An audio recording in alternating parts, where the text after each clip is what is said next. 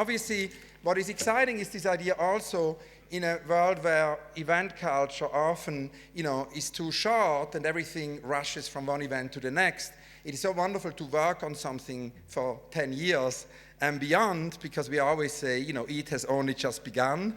These are the first 10 years, so that idea that one can work on something for many, many years is maybe more important than ever. One of the things which I think is also important is the idea that it has to do with the local and the global.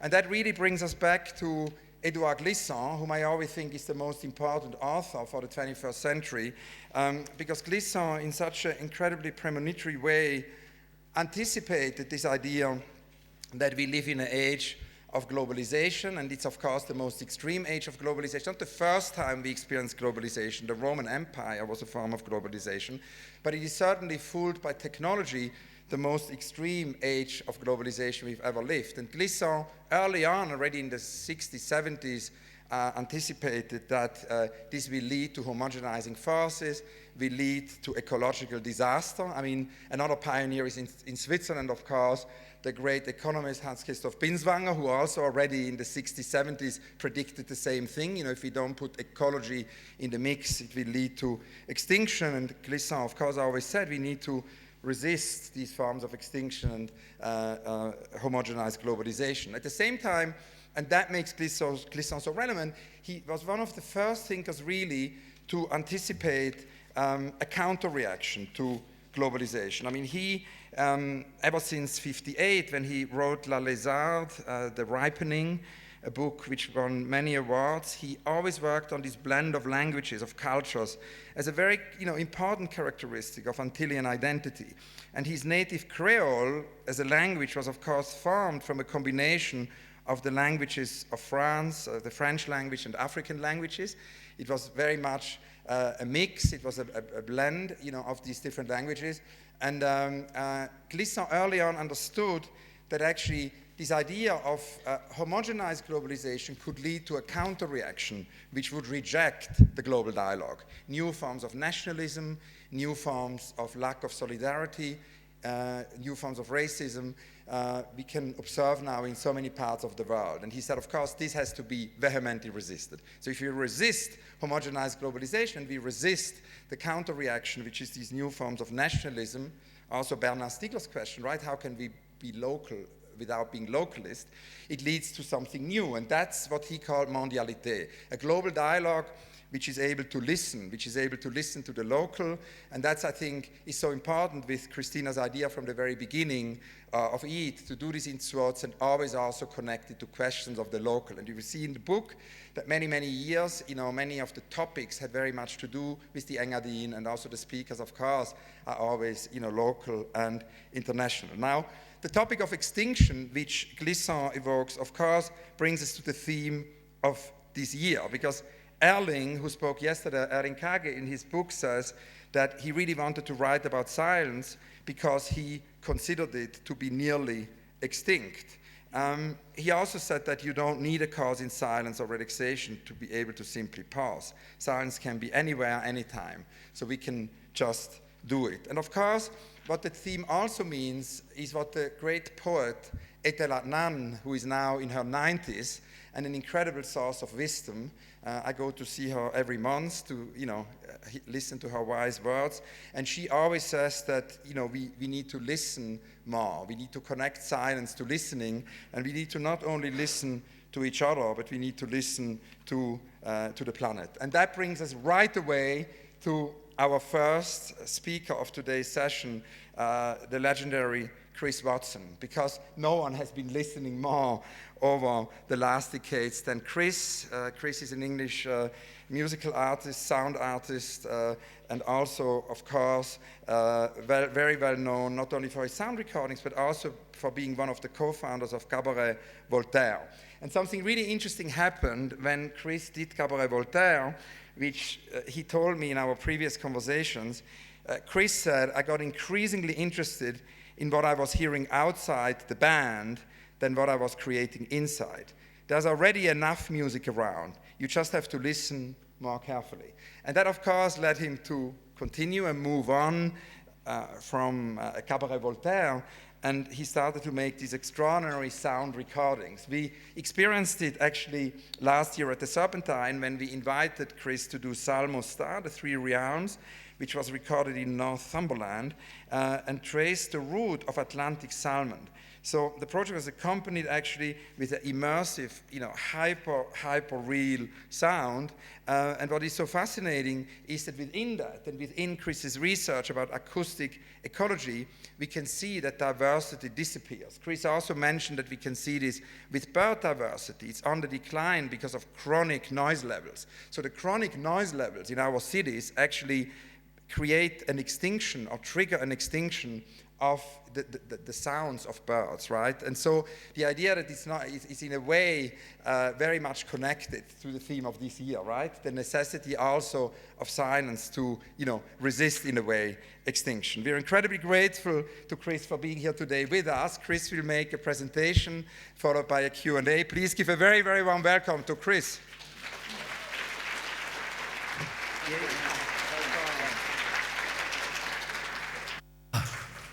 Thank you, Hans Ulrich. It is a great privilege and pleasure to be here, and I always enjoy speaking to a captive audience, so I'd like to make a start. It was interesting yesterday listening to Emmeke, Erling and Mariana, listening to them as we all were, because of course we are all very good listeners. That's why we're here. We've evolved. It's been a vital part of our evolution, simply listening. 40,000 years ago, we would all have been living in caves, down here in some of the Alpine valleys, Lascaux in France, the Bale Mountains of Ethiopia, the sandstone caves down in the Kalahari Desert, across Asia and Australia, New Mexico. We were all living communally in caves. And when we were all bundled up at night in our caves, asleep, and a pack of saber-toothed tigers or a clan of spotted hyenas came into the cave looking for a meal, some people woke up and escaped out of the back of the cave because they heard them. And we are descended from those people. The people that didn't wake up didn't get on to pass their genes down, and their descendants are not with us today at the Arts Talks. So we are all very good listeners. What I wanted to talk about was a place on the other side of the silent listen, was this idea of silence and silent places, which of course in my work as a location recordist composer don't exist. There is no silence in the natural world. I discovered this in my teens, when I started a long time ago, sort of early 1970s. In England, on BBC television, there was a series of films by the famous marine explorer Jacques Cousteau, the French writer and author. And he would sail around the Mediterranean on his yacht Calypso and jump in with a film camera at various times and make these beautifully crafted films. They were always accompanied by the most dreadful, ghastly music, constantly. And Cousteau often referred to this place as being the silent world. In fact, he wrote a book and he made a film in 1956 called The Silent World. And as a teenager, watching these programs and listening to this music, I didn't realize how bad it was at the time. I bought into this. And then when I started later on in my teens experimenting with sound recording, taking microphones outside, I acquired a hydrophone, which is an underwater microphone. All the recordings I'm going to play you subsequently are made with hydrophones, with underwater microphones. So I took my hydrophone just to the coast, on the northeast coast of England, just to listen and put them into a rock pool. And it was a transforming experience as I realized that Cousteau's silent world was complete nonsense. The seas and the oceans are the largest habitat on this planet. You know, we sometimes think we live on planet Earth, and of course we don't. We live on planet Ocean. 70% of this planet is occupied by the seas and the oceans. We just happen to live on the little dry bits in between. The seas and the oceans are the most sound-rich environment on the planet. Sound travels almost 5 times faster through seawater than it does through air. So it's remarkably sound rich. I did an interview last year with the brilliant marine bioacoustician Chris Clark from Cornell University. And he's told me before, but it stuck in my mind again. He said, at Cornell, he said, we have yet to discover a deaf sea animal. Everything in the ocean lives in a world of sound and vibrations. From the tiniest crustacean, or even jellyfish can sense sound, from the tiniest crustacean to the largest and loudest animal which has ever lived, which is the blue whale, live in this world of sound and vibrations. And that's something I'd like to try and demonstrate over the next 15, 20 minutes. Thanks, Julian.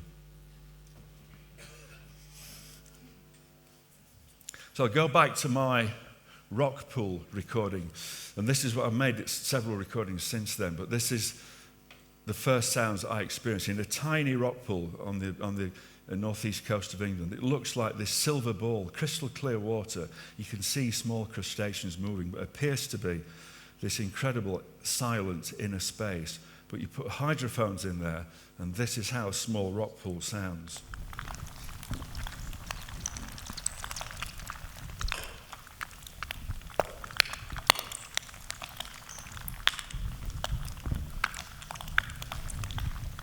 There's some very loud clicks and bangs in there, and they're made by pistol shrimps, the English name for them. And I've recorded these shrimps in every ocean I've recorded in, from the Arctic to the Great Southern Ocean. If this planet has a signature sound, it's the sound of pistol shrimps. So the next time we send a spaceship up somewhere, I suggest we don't put another Blur track on. We send extraterrestrials the sound of pistol shrimps, because that bizarrely is the sound of our planet. Pistol shrimps come in all shapes and sizes, and they have asymmetric claws. So they have an ordinary sized claw and a very big claw, and they hang around in rock pools and on cliff ledges in the open ocean, waiting for tasty morsels to swim past. And when they spot something they like the look of, when it gets close, they snap shut their large claw. And it creates such a bang, and they do it with such speed, it creates cavitation, it creates a fractional vacuum underwater. And as the water collapses into that bubble, it makes this bang, which stuns or kills a passing prey. So these tiny crustaceans in rock pools are using sound, they have a sonic weapon, using sound to stun or kill their prey. They also use it for communication.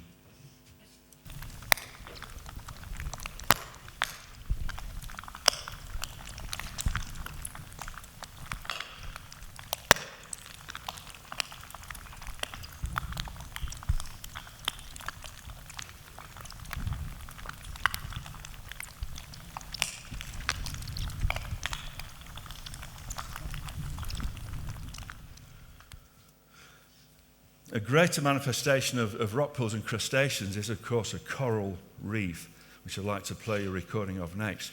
But I listened yesterday to Andrea Gilli's introduction, and he brilliantly suggested that you should go out at night, which is another really good idea, and listen to this place.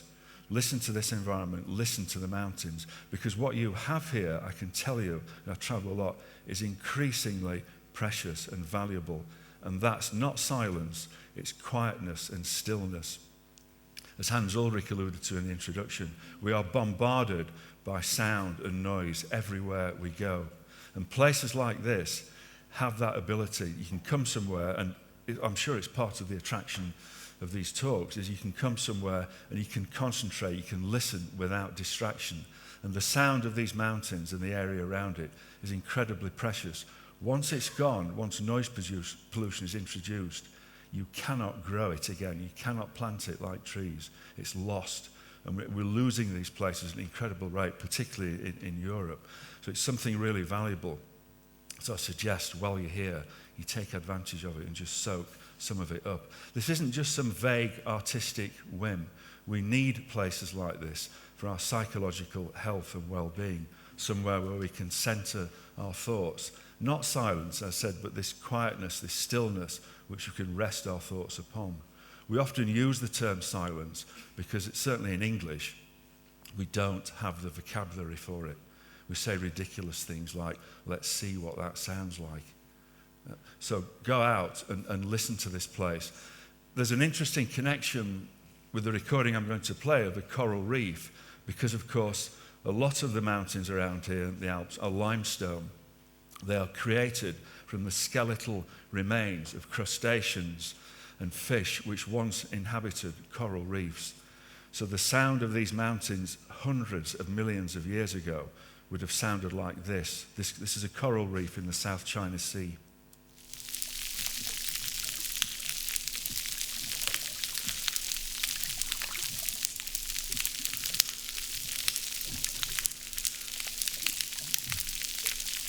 And this is a healthy coral reef. There's a lot of interesting work being done on the sound of coral reefs. This is what a healthy, thriving coral reef sounds like. When they start to fade and die and get bleached by warming sea temperatures, climate change, pollution, this is how a bleached reef sounds. So acoustic monitoring of coral reefs is becoming increasingly important. Simply by leaving hydrophones in place and measuring the sound level, we can hear how degraded or how alive a reef is. And that's important, of course, because fish which breed around those reefs navigate. Every coral reef has its own signature sound, like ourselves. No two people sound the same. No two coral reefs sound the same. The amalgamation of crustaceans and fish builds it up into a very particular characteristic signature sound, which fish use to navigate by. And when fish are around those reefs, they go there to reproduce or to contact other members of their species. And fish produce sounds as well. They sing.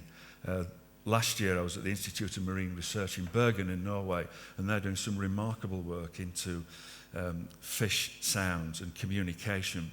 Fish produce sounds by they have within them a swim bladder, which they use for flotation to rise or sink in the water. But around the swim bladder, they have very powerful muscles called drum muscles, and they can vibrate these muscles with great speed and power. And when they do this, it produces a sound a bit like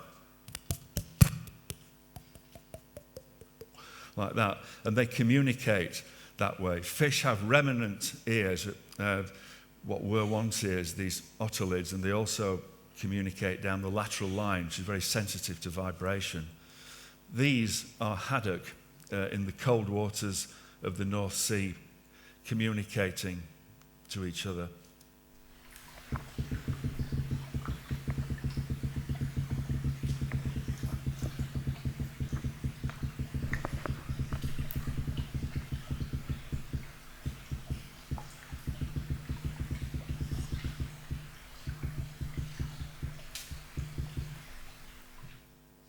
Very simple, but vitally important sound, because those fish need to hear each other or feel each other, not only to communicate, but to reproduce. So the Norwegians are, of course, very concerned about the population of fish down the North Sea, cod and haddock. And the fact is, we're putting so much noise pollution into the oceans, this sort of insidious pollution that we don't hear and we don't learn much about. And it stops animals, all sorts of animals, marine mammals and fish, even crustaceans, communicating. If they can't communicate, if they can't reproduce, that's it. So we really need to take care of what's happening in the oceans with regard to noise pollution. So as well as the fish using the sound of a coral reef to navigate, some of the larger marine mammals, which I'm particularly interested in, also live in this world of sound and vibration, and they navigate by sound. And a few years ago, I was down in off the Dominican Republic. It's a place called the Silver Bank, which is this vast coral reef. Much of it has been bleached and destroyed, but it's the place where humpback whales go to reproduce. The females go down there to calve because it's a relatively safe environment, and the males go down to pair up for the following season. But those humpback whales navigate by sound. They send audible signals out and listen to what's coming back. It's important to remember that all wildlife certainly in the oceans, make sound, but they also listen. They need to listen to what comes back. So the gaps, rather like jazz, the gaps in between are as crucially important as the communications that they're making. Humpback whales are currently on their way to the Silverbank. They pass down the North Sea, they pass down the west coast of Ireland. At the moment, they're in the North Atlantic, in the vast, trackless ocean of the Atlantic. And out there, they're calling and responding. They're using what Chris Clark very eloquently described as a map. Rather like we can look at maps and read them, he imagines that over millions of years of evolution, whales have evolved sonic maps. So as they're traveling down in the grey darkness of the Atlantic Ocean, they can tell where they are by the acoustics of their surroundings. This is a group of humpback whales navigating down towards the Silverbank. I think I said earlier that sound travels almost 5 times faster in seawater than air. And one of the biologists that was with us said these humpback whales are most likely 20 to 30 kilometres away from my hydrophone in the very deep ocean.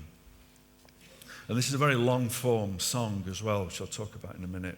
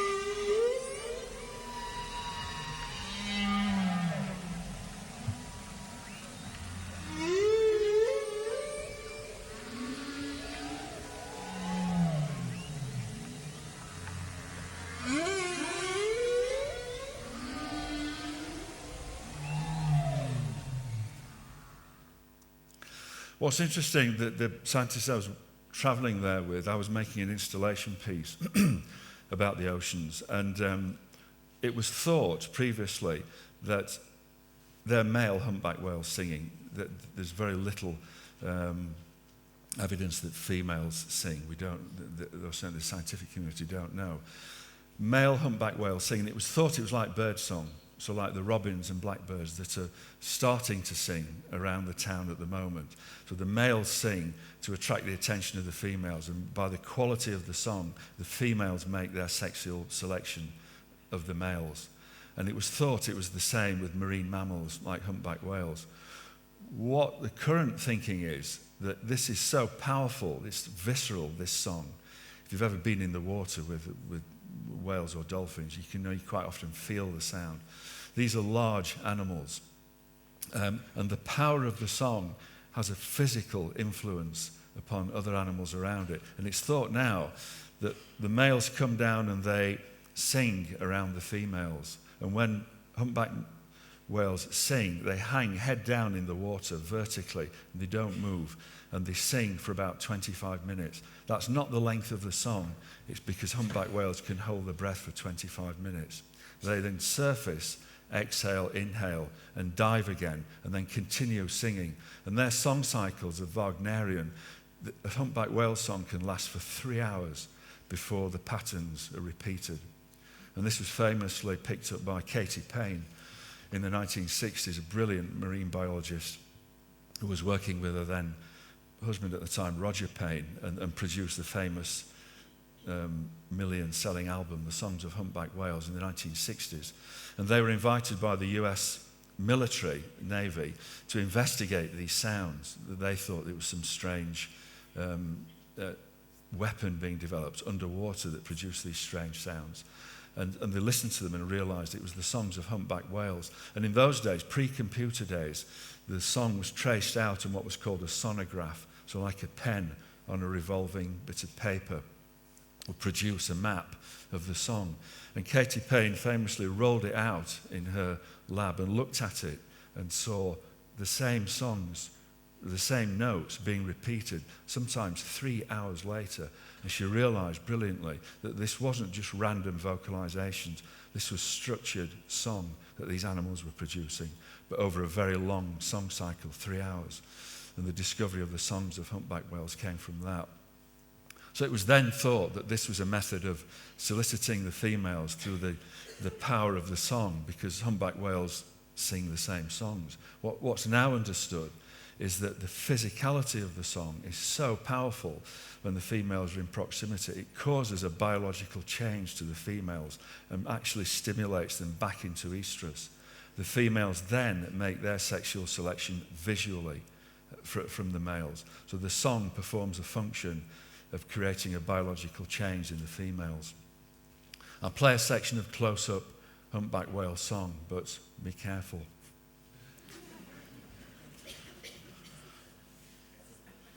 It has to be loud because it's extremely loud if you're within 100 meters of these animals.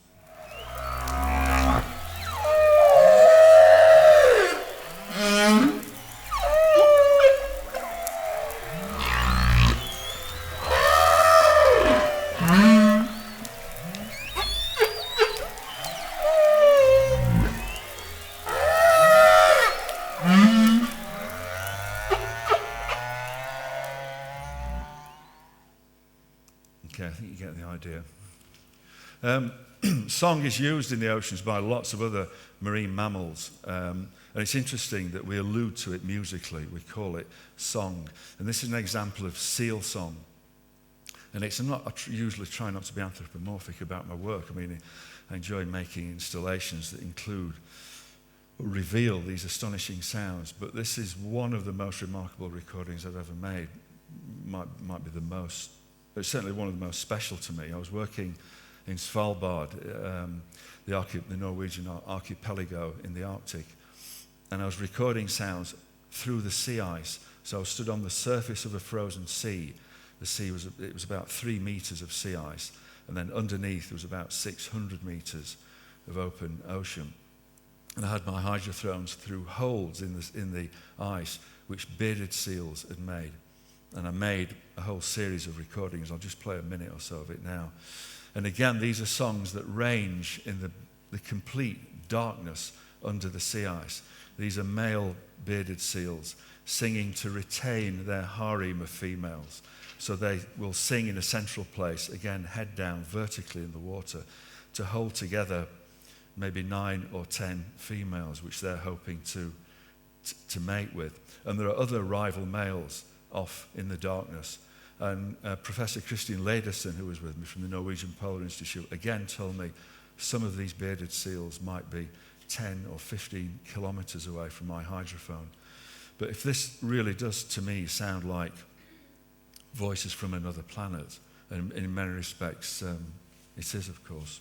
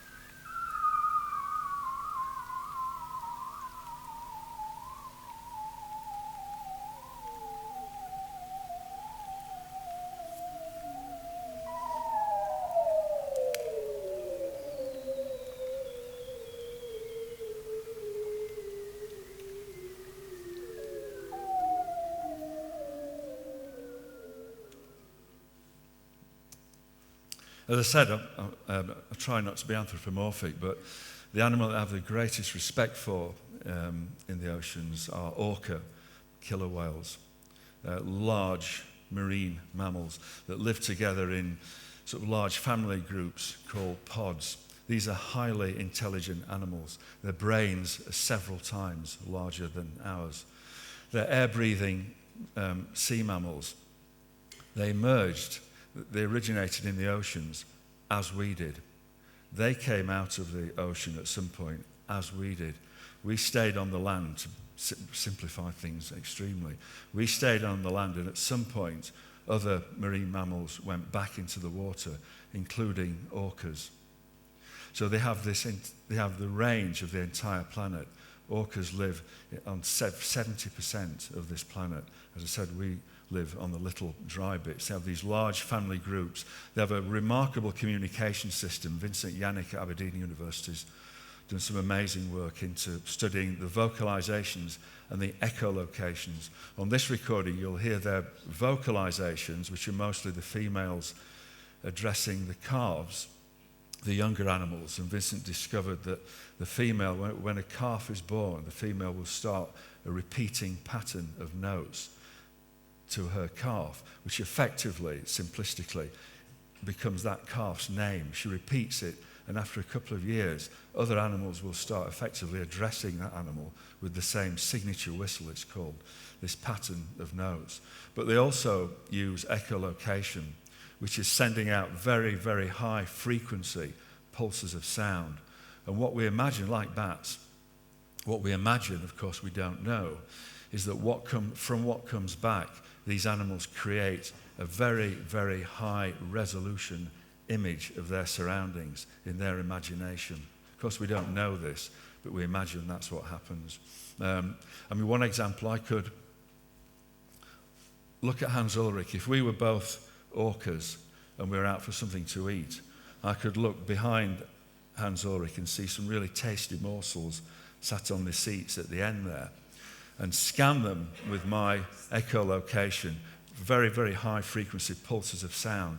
Think of something like radar. What Vincent's observed is that I then repeat that same pattern to Hans Ulrich. And what I've done is I've scanned that area down there and think, yeah, there's a couple of things there that are worth snacking on. Hans Ulrich can't see them. He's swimming the other way, swimming away from it. I repeat that pattern, and what Vincent suggests is that what appears in Hans Ulrich's mind is what I've just scanned, what I've just seen, which is one explanation of telepathy. I scan this and repeat it back, and Vincent suggests it's something like, an easy analogy was, he said to me, it's like sending a fax. Remember old-fashioned faxes? We can scan something and send it. So what appears in Hans Ulrich's mind is what I've just seen. Then speed that up several hundred times, and you become in the company and world and a pod of orcas. This is a 4-channel recording. I quite often like to make spatial recordings. So it's made with 4 hydrophones, which is why they've gone to the trouble of putting a 4-channel system in here. So I'd like to do with this is put you in the middle of a pod of orca as they're hunting under the Arctic sea ice, sometimes coming up to breathe. So you hear the vocalizations and the echolocations. It's an incredibly busy, sound-rich environment, operating at remarkable speed.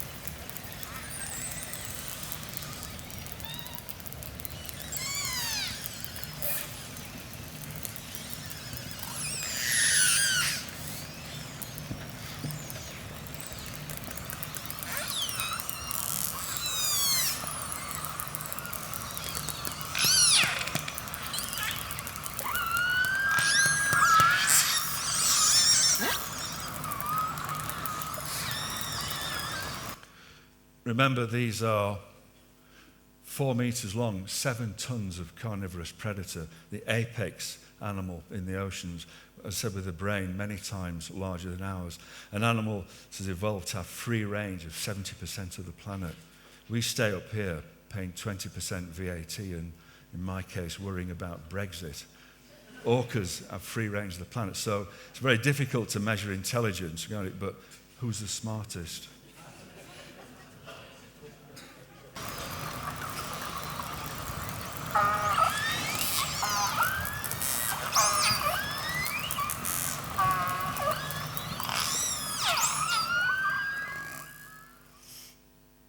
I've got one more recording that I'd like to play, and it's not my recording, but it's the one that I'd swap any recording I've made for it.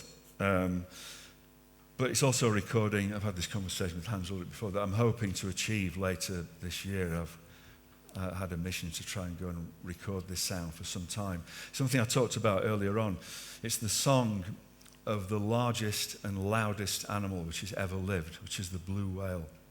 And this is a recording that was made in the 1960s by a British Antarctic survey vessel somewhere down in the Southern Ocean. Paradoxically, particularly for this talk, it's a song that we can't hear because it's infrasonic. The song of a blue whale is below our frequency of hearing.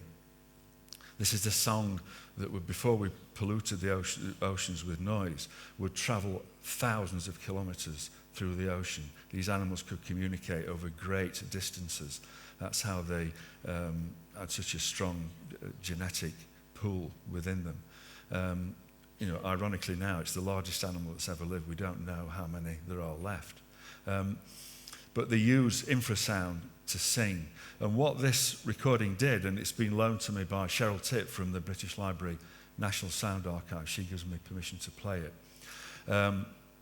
In order to make it audible, it was made on an analog tape recorder, and one method of raising the pitch is to play the recording back at twice the speed.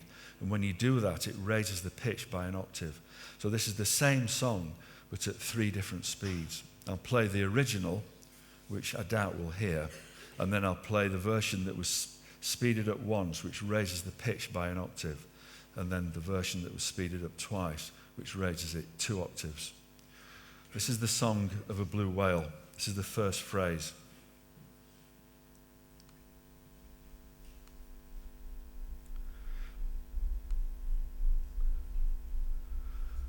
And it's playing now.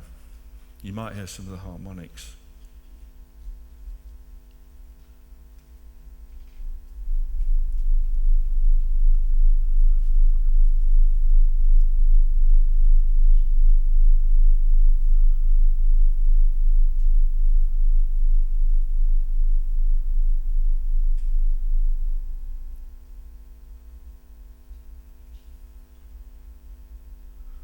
Here's another phrase.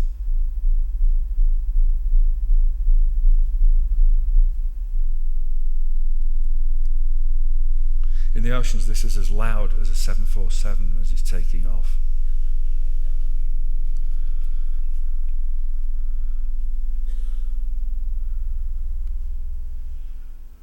So that was it. That was the first song phrase. What they've done now is play the tape back at twice the speed. So this is the song raised by an octave, but shorter.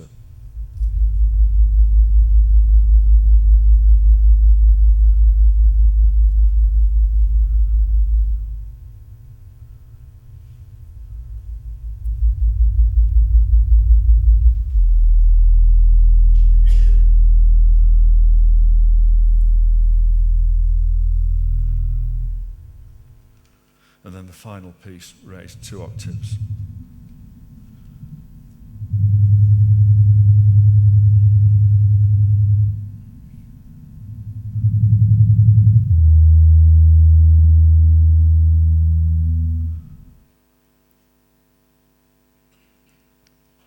Thank you for listening.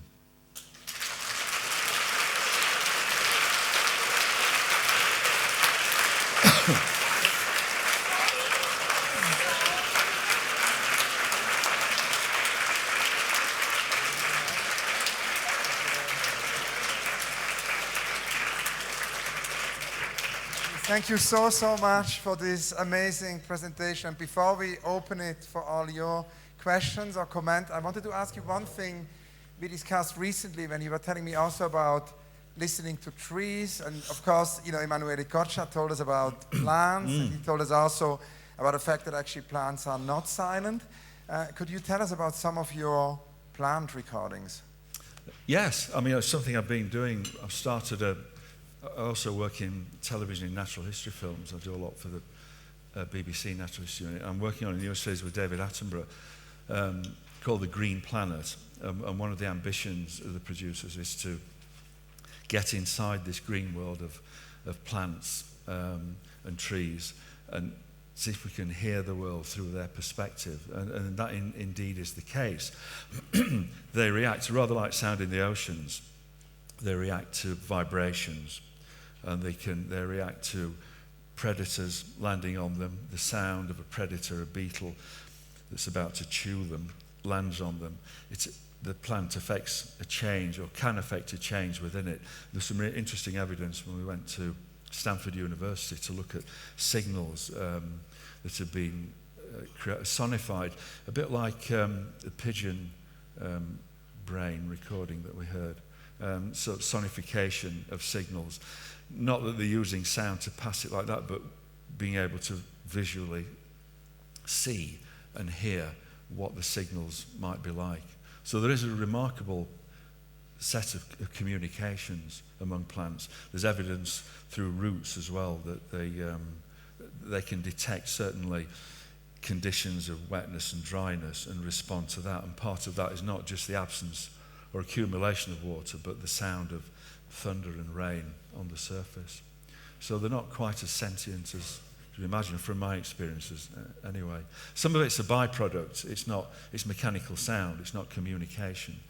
And I think there is some evidence with some plants that they are communicating with vibration.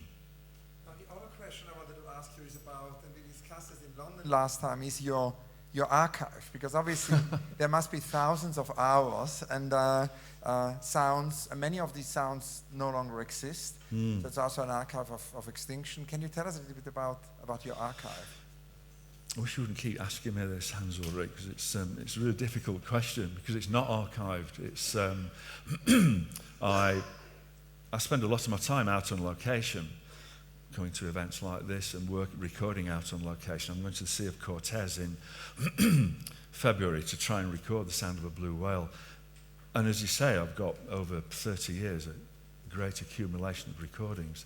But I don't, when I get back, I've got Maggie's here, my wife, I've got 3 children who've grown up now, but I like to have a bit of a life. So getting back, I can't really sit down and disappear in my studio for weeks when I get back, cataloguing. So I've got a very rough catalogue. Like yourself, I've got notebooks and diaries, but it's not properly archived. Every time you ask me this, I feel more and more guilty. I mean, it's backed up. I've got that idea, but what it should be is, I know from the National Sound Archive in London, when they back things up, it's in 3 different places. So that's something I should achieve. At the moment, I've got backups, but they're all in one place. No, the reason I keep coming back to it, that I think it would be an amazing, sound museum, that it would be somehow accessible. Do we have questions or comments for? That lady there, yeah. Yeah, we have one here. If we can have the microphone, please. 1 second, we get you the mic. Thank you very much, Chris. This was absolutely wonderful.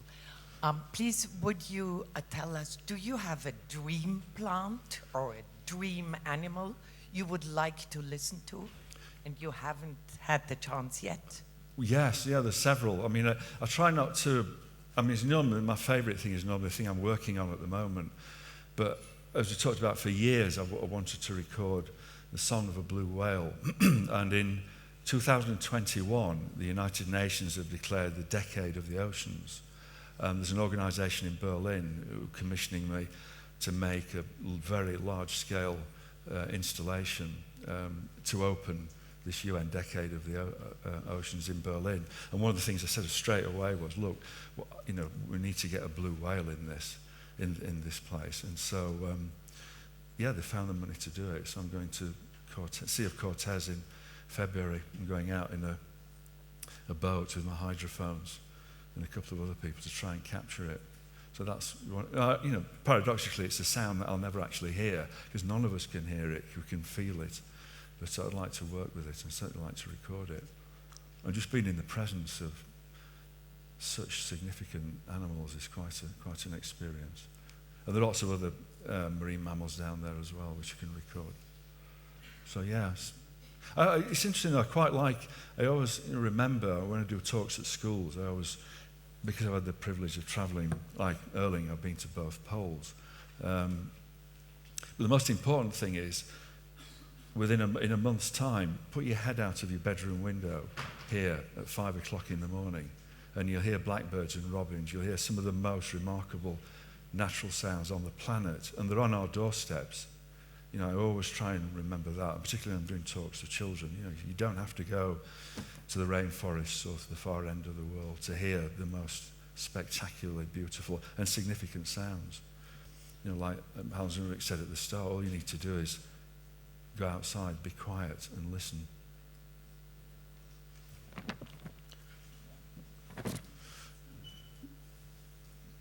Do you have any experience how the ordinary sound of animals? Oh, sorry. Well, yeah. How the ordinary sound of animals changes in, let's say, extreme pleasure or anxiety and stress and things like that? Do you have comparisons? Yes, yeah, I do. That's a good question. They do. They have the whole vocabulary. Most animals. Obviously, we think of birds, but most mammals and insects as well respond to their environment. And what's interesting, particularly with birds, we can tell. You know, again, it was something innate within us. We listen to bird song, we appreciate it. You know, we call it sort of beautiful. I mean, the birds are actually doing it not for entertainment or pleasure. It's a vital part of their way of reproducing.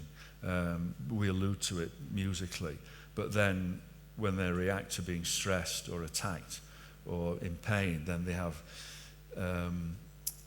responses that are immediately obvious to us. I think it's something that's interesting that when a bird or animal is distress, even it's a domestic animal, a dog, that we know by the sound that it makes. We have that connection. There was a question or comment over there. Can we have the microphone? There is this lady here. I have a question. You describe how with your hydrophone you hear the sound, but you also describe the vibration.